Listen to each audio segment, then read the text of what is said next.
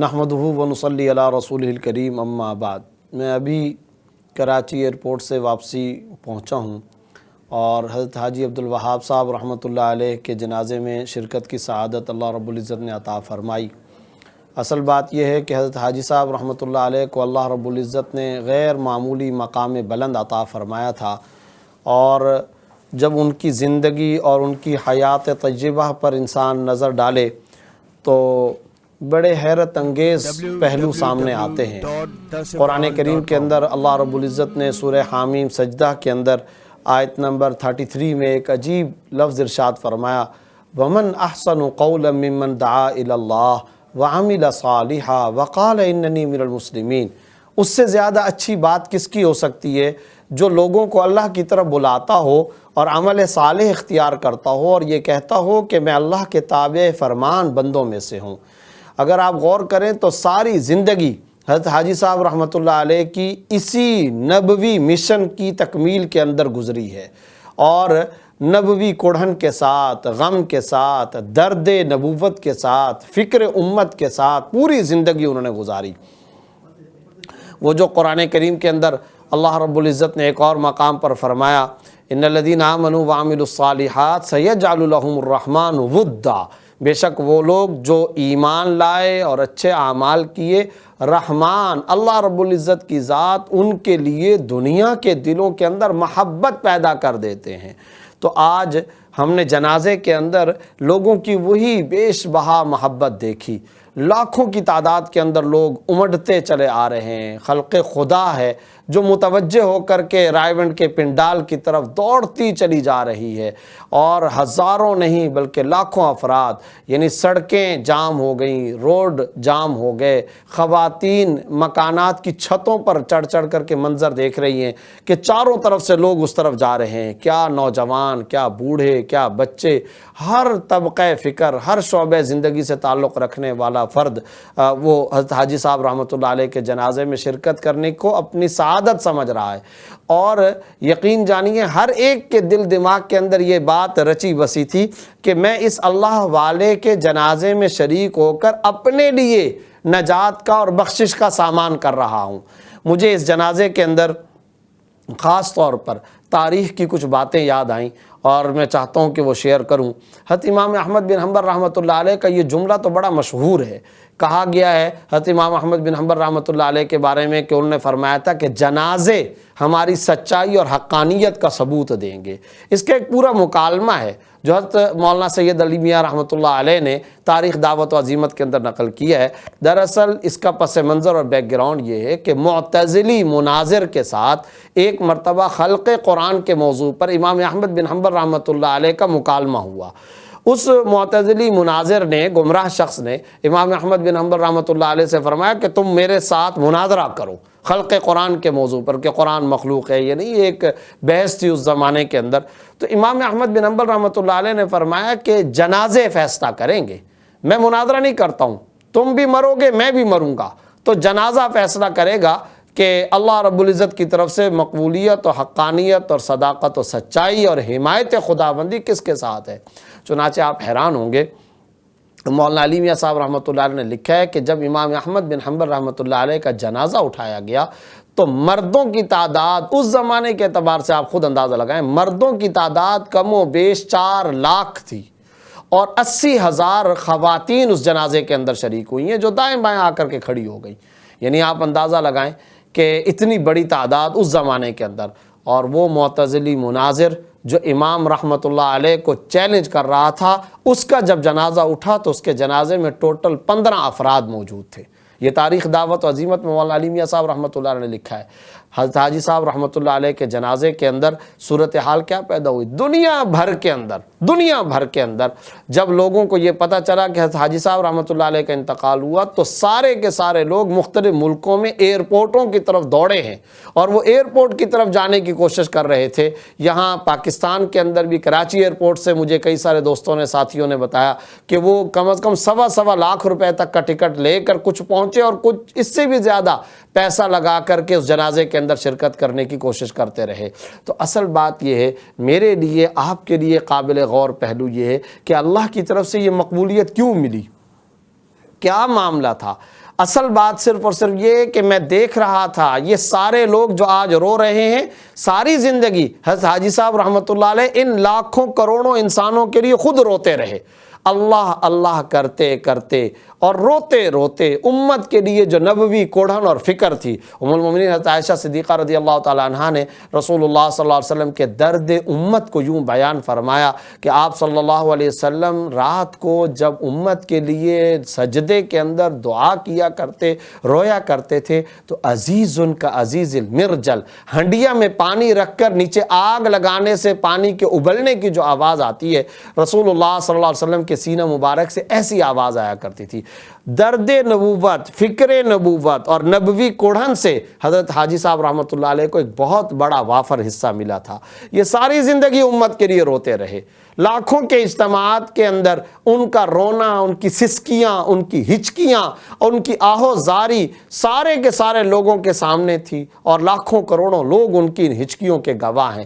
آج وہ حاجی صاحب رحمۃ اللہ علیہ بہت خوشی کے ساتھ، اطمینان کے ساتھ اور پاکیزہ زندگی گزار کر اپنے پیارے اللہ، اپنے محبوب سے وہ مل رہے ہیں، اور لوگ ہیں جو سوگوار ہیں، لوگ ہیں جو رو رہے ہیں، وہ خوش خوش ہو کر کے جا رہے ہیں، لیکن لوگ ان کے غم کے اندر رو رہے ہیں۔ ان کا ٹریڈ مارک کیا تھا؟ اللہ سے سب کچھ ہونے کا یقین، اور مخلوق سے اللہ کے امر کے بغیر کچھ نہ ہونے کا یقین ہمارے دلوں میں آ جائے۔ ان کے یہ وحدانیت پر مشتمل کتنے قیمتی اور اعلیٰ بول تھے۔ اللہ مالک ہے، اللہ خالق ہے، اللہ رازق ہے، اللہ سے سب کچھ ہوتا ہے، اللہ سب کچھ کرتے ہیں، اللہ تعالیٰ سے سب کچھ ہونے کا یقین آ جائے، اللہ کی قدرت سے لوگوں کو متاثر کیا جائے، اللہ کی طاقت سے لوگوں کو متاثر کیا جائے، اللہ کی قدرت اور اللہ کی طاقت سے متاثر کرتے کرتے ان کی پوری زندگی گزری۔ جنازے کے اجتماع کے اندر بھی پنڈال کے اندر مولانا فہیم صاحب نے ان کے بارے میں جو باتیں بتائی، وہ کیا کہ ایک مرتبہ رات کو بیماری کی حالت میں ہسپتال کے اندر اچانک اٹھ بیٹھے اور اپنے خادم خاص کو بلا کر کے کہتے ہیں کہ ادھر آؤ، بہت اہم اور ضروری بات کرنی ہے۔ اچھا، وہ کیا ضروری بات تھی؟ وہ ضروری بات یہ کرنی ہے کہ ذرا جلدی سے اس کی ترکیب بتاؤ کہ امت کس طرح جہنم میں جانے سے بچ جائے۔ اور بیان کرنے والے علماء کو بلا کر کے کیا کہہ رہے ہیں؟ ان واعظین کو، داعیان دین کو، مبلغین اسلام کو تبلیغ یہ کر رہے ہیں، دیکھو تم اپنے بیان میں اللہ کو ذکر کرو، اللہ سے اللہ کو مانگ لو، اللہ کی بات کرو، تمہارے بیان کے آخر میں اللہ کی بات ہونی چاہیے، بس اللہ کی بات کرو۔ امت کو، قوم کو، انسانیت کو اللہ سے جوڑتے جوڑتے جوڑتے اسی طرح وہ پوری زندگی گزارتے گزارتے آخری جملے، آخری جو بول زبان سے وہ ادا کرتے گئے، وہ بھی لفظ اللہ اللہ ہی تھا، اور یہی بولتے بولتے وہ دنیا سے گئے ہیں۔ اور یاد رکھیے، میں نے کل وہاں پر کچھ لوگوں سے بھی اور میڈیا سے بھی یہ بات بتانے کی کوشش کی ہے، حضرت مولانا الیاس صاحب رحمۃ اللہ علیہ کے تربیت یافتہ جو افراد تھے، ان میں حضرت مفتی زین العابدین صاحب رحمۃ اللہ علیہ، حضرت مولانا سعید احمد خان صاحب رحمۃ اللہ تعالی علیہ، حضرت مولانا انعام الحسن صاحب رحمۃ اللہ علیہ، حضرت جی مولانا یوسف صاحب رحمۃ اللہ علیہ، حضرت مولانا اظہار الحسن صاحب رحمۃ اللہ علیہ، یہ سارے کے سارے حضرات حضرت مولانا الیاس صاحب رحمۃ اللہ علیہ کے تربیت یافتہ تھے۔ لیکن الیاس رحمۃ اللہ تعالی علیہ کے قافلہ دعوت و تبلیغ اور ان کے بانی ارکان اور قافلے کے درد مند افراد میں یہ آخری فرد رہ گئے تھے، حضرت حاجی عبدالوہاب صاحب رحمۃ اللہ علیہ۔ اور بیک وقت انہوں نے کن سے تربیت حاصل کی؟ آپ اندازہ لگائیے، جب تک تبلیغ کے کام سے یہ منسلک نہیں ہوئے، حضرت سید عطاء اللہ شاہ صاحب بخاری رحمۃ اللہ علیہ کے ساتھ ساتھ جاتے رہے، اور جا کر کے توحید کی بات لوگوں کو، انسانوں کو پہنچاتے رہے۔ حضرت مولانا سید حسین احمد صاحب مدنی رحمۃ اللہ علیہ سے گہرا تعلق رکھا اور استفادہ کیا، بلکہ ان کے اگر آپ سوانح عمری پڑھیں تو ایک مرتبہ مولانا حسین احمد صاحب مدنی رحمۃ اللہ علیہ ان سے پوچھتے ہیں کہ عبدالوہاب تم کہاں گئے تھے؟ حضرت جی مولانا یوسف صاحب رحمۃ اللہ علیہ بھی بیٹھے ہوئے، تو حضرت حاجی صاحب رحمۃ اللہ علیہ فرماتے ہیں کہ میں نے ان سے عرض کیا کہ حضرت میں تبلیغ پر گیا تھا۔ اور کہاں گیا تھا؟ میں تو تبلیغ کے لیے گیا تھا۔ تو حضرت مولانا یوسف صاحب رحمۃ اللہ علیہ فرماتے ہیں، ارے عبدالوہاب، بڑوں کے سامنے ایسے نہیں، ایسے بات کرتے ہیں۔ تو قدم قدم پر ان بزرگوں نے ان کی تربیت فرمائی تھی۔ یہ حضرت مولانا الیاس صاحب رحمۃ اللہ علیہ سے تربیت پانے والے اور براہ راست ان سے استفادہ کرنے والے ان کے قافلے کے آخری فرد رہ گئے۔ گئے تھے، اور عالمی شورا تبلیغی جماعت کے یہ رکن تھے، 25 سال سے تبلیغی جماعت کے یہ امیر تھے۔ نبوی کوڑھن، غم اور فکر کے ساتھ جس انداز میں انہوں نے پوری دنیا کے اندر محنت کی ہے، آج بلا مبالغہ کہا جا سکتا ہے لاکھوں نہیں کروڑوں کی تعداد میں زانیوں کو اللہ نے ان کی وجہ سے تہجد گزار بنا دیا، لاکھوں ڈاکوؤں کو، قاتلوں کو، چوروں کو اللہ رب العزت نے ان کی وجہ سے الحمدللہ ثم الحمدللہ دین کا داعی اور دین کا مبلغ بنا دیا۔ انہی کی محنت تھی کہ ان کے لگائے ہوئے پودوں کے ذریعے سے اللہ نے فنکاروں کو، اداکاروں کو، پائلٹس کو، وکلاء کو، ڈاکٹرز کو، فوجی جرنیلوں کو، حتیٰ کہ کرکٹرز کو، کھلاڑیوں کو اللہ رب العزت نے مبلغین اسلام بنا لیا، داعیان دین بنا لیا۔ یہ حضرت حاجی صاحب رحمۃ اللہ علیہ کا صدقہ جاریہ ہے۔ آپ ذرا اس شخص کی کامیاب زندگی کا جائزہ تو لیں کہ ایسی کیسی کامیاب زندگی تھی اور کیسی اعلیٰ زندگی وہ گزار کر کے گئے۔ کوئی شخص مرتا ہے تو وہ اپنا ایک مدرسہ صدقہ جاریہ کے طور پر چھوڑتا ہے، کوئی کنواں بنا کر کے چھوڑتا ہے، کوئی کتاب لکھ کر کے جاتا ہے، کوئی ایک مسجد بنا کر کے جاتا ہے، لیکن حضرت حاجی صاحب رحمۃ اللہ علیہ کے مقام بلند کا اندازہ لگائیے کہ کروڑوں کی تعداد میں لوگوں کو اللہ نے ہدایت عطا فرمائی ان کی وجہ سے۔ خدا نے ان کو ہدایت کا چراغ بنایا تھا۔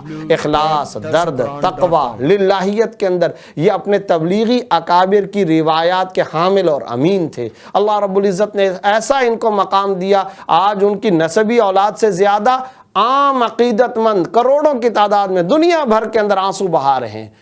مدینہ کے اندر ان کے لیے دعائیں اور طواف کا اہتمام ہو رہا ہے، مدارس میں چھٹیاں کر دی گئیں، مساجد کے اندر لوگ ان کے لیے دعاؤں کا اہتمام کر رہے ہیں۔ اور ابھی جب میں آ رہا تھا تو بھائی سعید انور میرے ساتھ تھے جہاز کے اندر، وہ مجھ سے تعزیت کر رہے ہیں، میں ان سے تعزیت کر رہا ہوں۔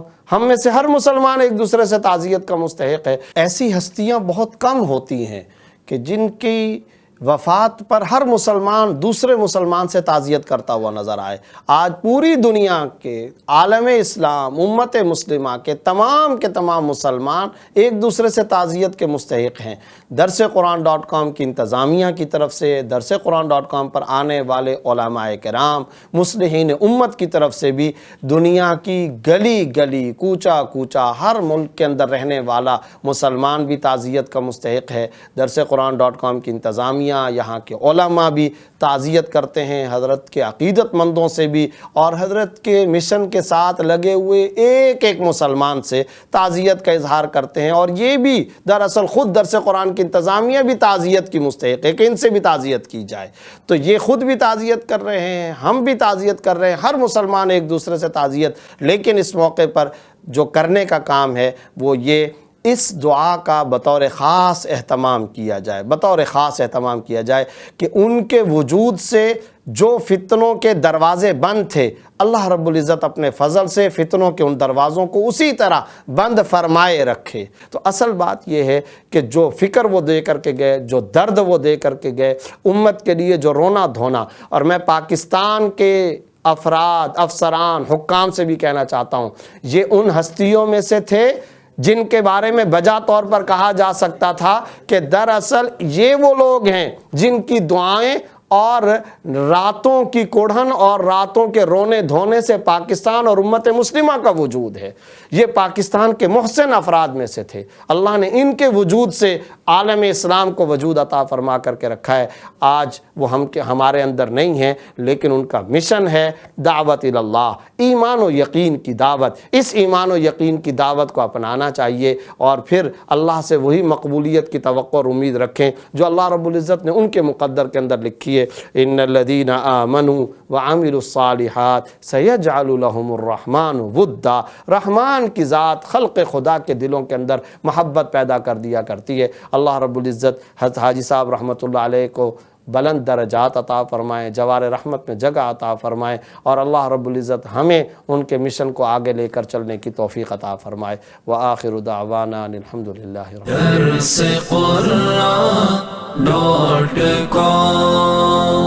www.darsequran.com